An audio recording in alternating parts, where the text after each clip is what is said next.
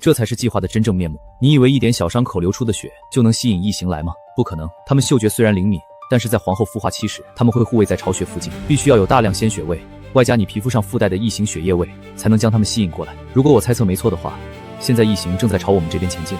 那他说的没错了，你是从一开始就抛弃了他吗？你们两个为什么要帮他？他这样的伙伴，我们什么时候被抛弃了都不知道。一开始并没有打算抛弃他。算了，没必要和你解释。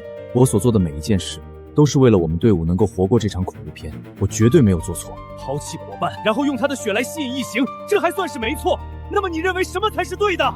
如果他不使用第二个炸弹，按照计划来吸引异形，只要能够炸伤一头异形，别的异形也很可能被吸引，而他也能躲进安全的隔离地带。可惜凡人的智慧，只会充满怨怼而已，真是太渺小了。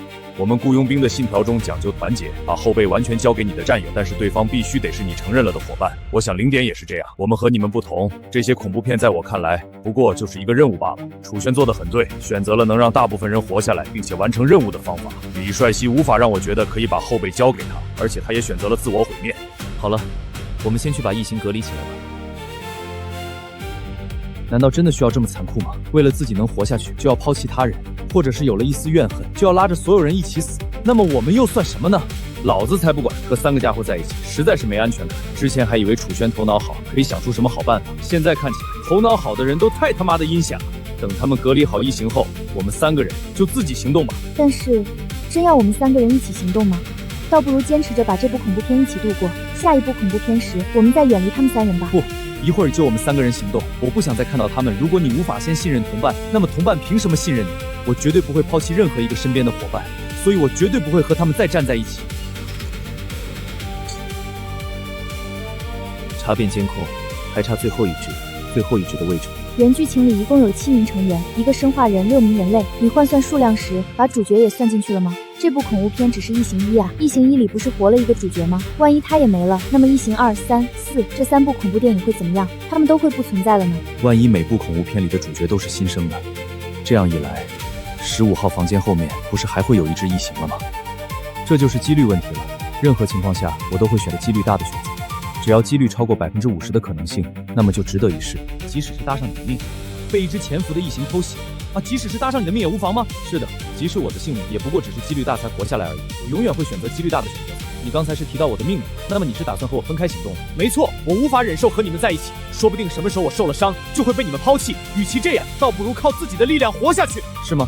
真是太遗憾了。我说过，我只会抛弃对这个团队没用的人，就像是几率问题一样，他是几率太低的个体，而且给他的考验又没通过。对于李帅熙来说，我已经算是仁至义尽了。但是被我认同了的团队伙伴，我将会尽全力去拯救，思考可以让大多数人活下来的办法。万一我陷入绝境，救我的几率实在是很小，但却还是有机会救我。你接下来会怎么做？看情况。如果你的性命关系重大，那么付出任何代价也要救你。如果救你会把整个团队带入险地，那么会放弃你的做法可能对你来说很正确，但是这种做法让我胆寒。还有，别他妈把个人的安危代替整个团队。偷换概念不觉得很卑鄙吗？张口闭口都是整个团队，如果整个团队要牺牲的人是你呢？如果是你的话，你打算怎么做？我承认你开始的说法很正确，每一个团员都必须是对团队有用的人。我以后会非常谨慎地挑选伙伴，但是一旦被我承认是伙伴，就绝对不会抛弃他。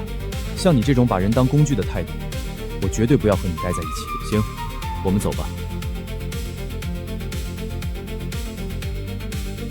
知道我为什么要远离他们三人吗？因为我有不好的预感，总觉得那15号通道里肯定有什么东西潜伏。不过我不会告诉他们的，既然他们那么相信实力至上论，他们就该有被抛弃的觉悟。我以前是公司的主管，所以知道一个团队团结的重要性。知道我为什么一直照顾帅熙吗？因为我希望将他拉入到我们团队里。我知道楚轩的做法或许是对的，如果你们相信我的话，那我们就一起去面对这些恐怖吧。他有他的做法，我有我的战斗方式。无论如何，我们也一定要活下去。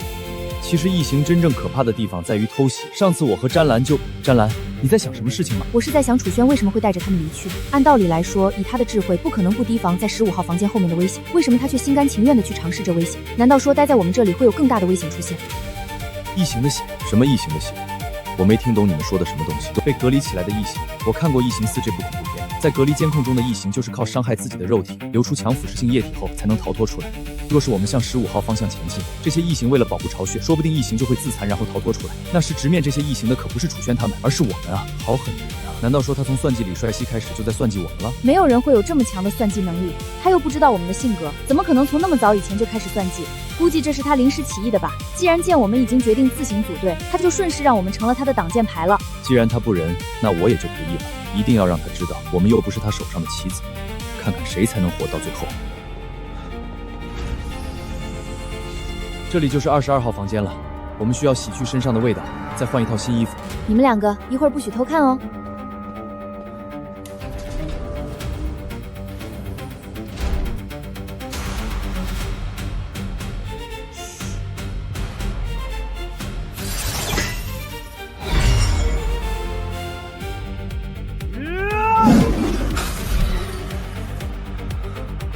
好像没有动静了。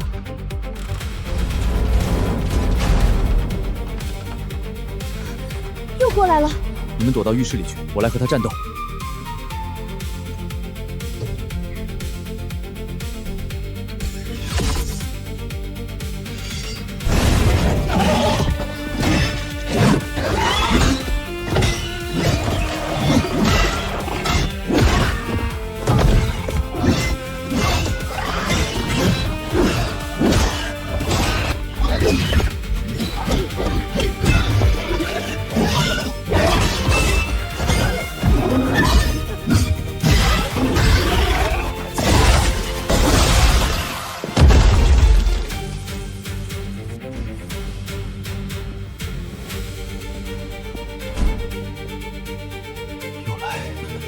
怎么样，郑炸？你没事吧？比上一次好一点，详细情况已经不能解释了。张姐，你背我向楚轩他们靠近，无论我发生任何事情，千万别停下来。快走吧。小子，你究竟怎么做的？刚才你简直是神了，居然真的一个人就干掉了异形。我感觉身体里有东西发生了变化，大概就是解开基因锁吧。不过这种痛苦，普通人应该是活不下来了。我听到了枪声，张姐，你听到了吗？放我下来吧。是的，隐约听到了枪声。这么说他们成功了，在武器库里找到了枪械，枪械应该是找到了，但我估计他们正在和那2头异形对峙着，不然枪声应该停下来了。你们身上还有多少手榴弹？全部都拿给我。没了，我的几枚在之前全部给了他们，这群混蛋。还好当时留了个心眼。你想干什么呢？这可是最后2枚了哦。我们过去吧，毕竟需要消灭所有的异形。你打算再一次去拼命战斗吗？你的身体完全好了吗？我只需要从背后去偷袭那2只异形就行了。手榴弹缠在钢筋上，只要在它爆炸前刺入异形体内，肯定会给异形带来巨大的伤害，所以你就放心吧。原来我之前一直看走了眼，郑炸，你骨子里藏着战斗的天赋，越是绝境，越能发挥出你的潜力。无论是战斗实力还是计谋能力，我算什么战士？只不过是拼命想活下来而已。如果像我这么狼狈都是战士的话，那么楚轩他们算什么？超级战士还是超级天才？他们在原本的世界里就是各个行业里的顶尖。你呢？像你这样拼命战斗而不死，却还渐渐适应，这就是你潜藏着的天赋。你骨子里分明就是个绝不认输的战士。我们为什么要去帮他们呢？这样一来，不是会陷我们于危险中吗？其实我们一直都在危险中，不能解决掉异形，迟早要完蛋。所以楚轩的分析与布局能力，零点和霸王他们现代化武器战斗力，这些都是非常重要的战略。那当时为什么又要和他们分开呢？如果不和他们分开的话，我们现在也能拿到像样的武器了吧？而不是由你一个人去战斗，而且以我们的力量，也不会被楚轩所抛弃的吧？一个原因固然是看不习惯楚轩的做法，将已经是同伴的人作为消耗品抛弃出去；另一个原因，则是我绝对不要把自己的命运交到别人手上去决定。既然和他做同伴可能会被抛弃，那就成为不是同伴，也可以得到他智慧的盟友，这是唯一的合作方式。盟友就不会被抛弃了吗？